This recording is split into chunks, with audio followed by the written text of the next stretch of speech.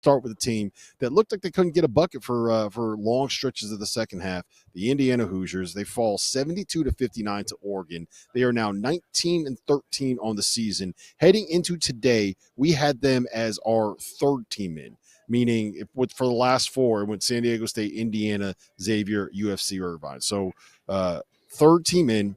And they're 4-13 in quad one, net 52, KenPom 45, a couple of big wins, a whole bunch of not so bad losses, but that 4-13 in quad one is an eyesore. What do you make of the Hoosiers and their chances to get into the big dance?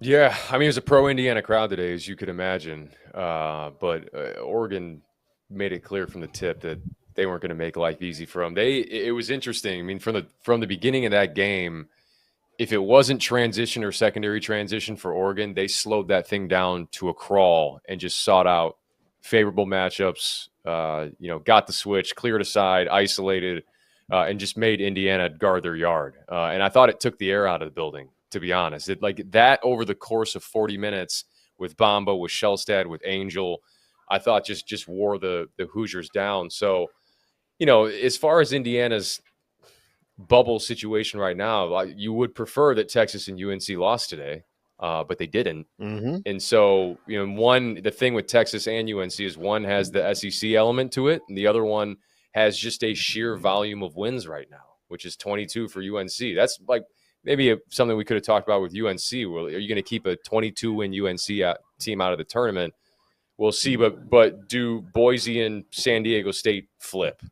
Right? You got to fill the field, boys. Tournament? You got to fill the field with somebody. It's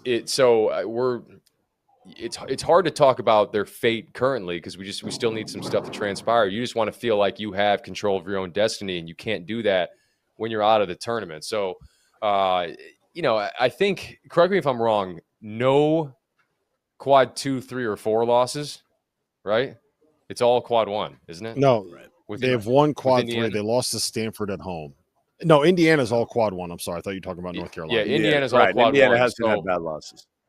Right. So you wonder how much that factors in, right? But, and we can stick on Indiana, but the flip side of this is Oregon's quietly won 8 straight.